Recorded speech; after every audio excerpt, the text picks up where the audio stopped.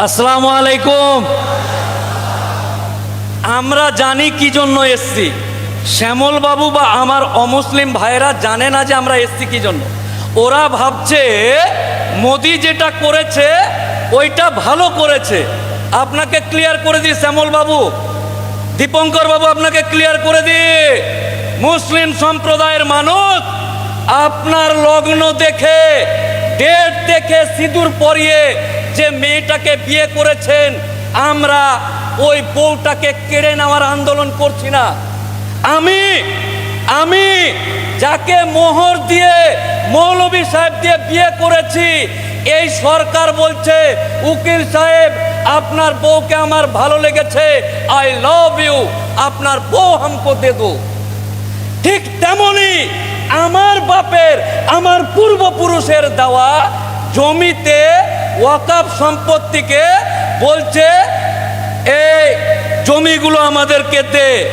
একটা উদাহরণ বলি, এই নতুন আইনে কি আনতে চাইছে, একটা 10,000 গ্রামের মুসলমান, 10 বিঘা কবরস্থান আছে, 10,000 মুসলমান, এদের যেটা বক্তব্য 10,000 মানুষ বছরে ওই গ্রামের মানুষ মরে, 10টা বা 15টা, 10 বিঘা কবরস্থান রাখার কি দরকার আছে?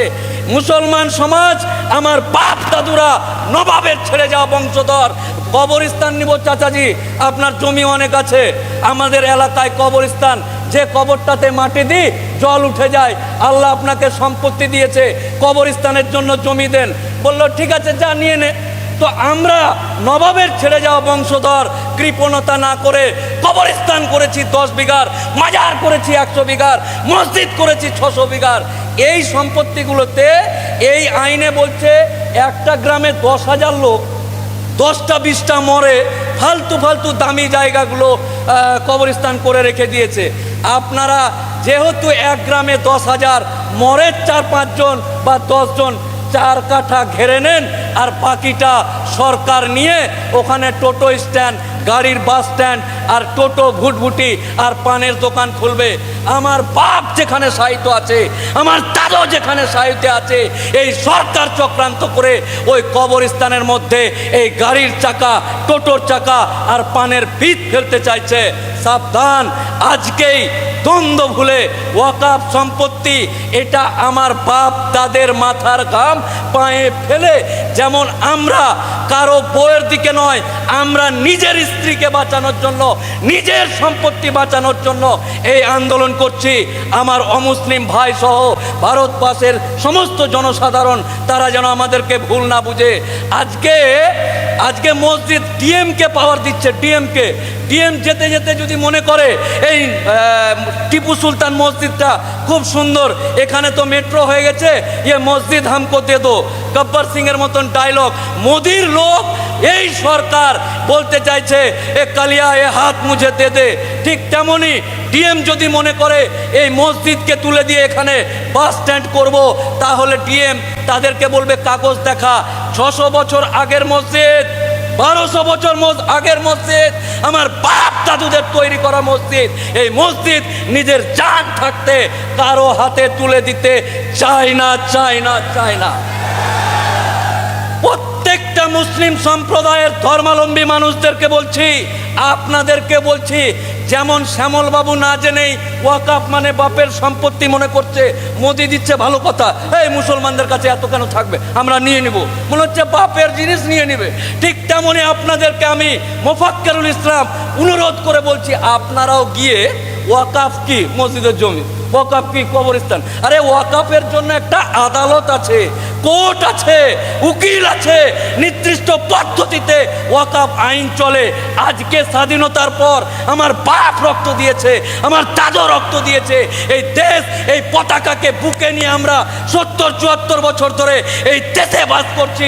হঠাৎ করে একটা সরকার এসে বলছে আমরা তোর বাপের কবরটা নিয়ে নেব, জিসিবি দিয়ে খুঁড়ে আমার বাপের কবরকে শিকল দিয়ে আমার সামনে টেনে নিয়ে যেতে চাইছে।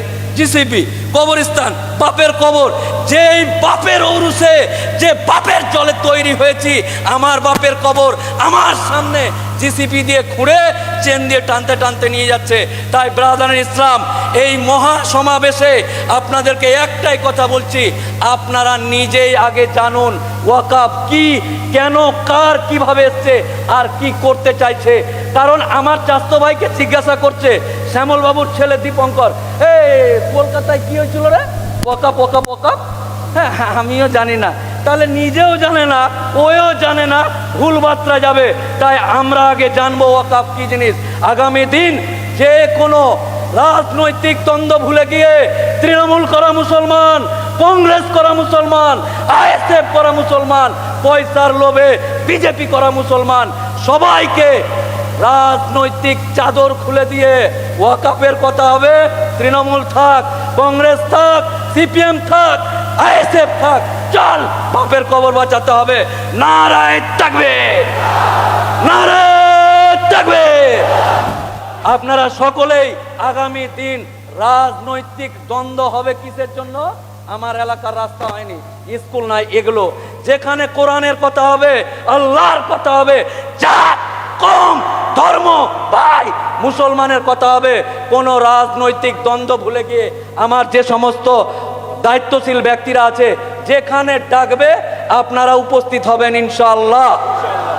কোনো কাহিনী চলবে না, কোনো কাহিনী চলবে না, এক কথায় লাভবাহিক বলে উপস্থিত হতে হবে। সবাইকে আমার ভালোবাসা শুভেচ্ছা জানিয়ে মহান আল্লাহ তাআলা এই মানুষদের উপর, এই মুসলিম সমাজের উপর যেন আমাদের ভুলের কারণে রহমত না উঠে নেয়, মহান আল্লাহর দরবারে এই আরজি রেখে প্রত্যেকের সুস্বাস্থ্য কামনা করে আমি আমার বক্তব্য শেষ করছি। আসসালামু আলাইকুম।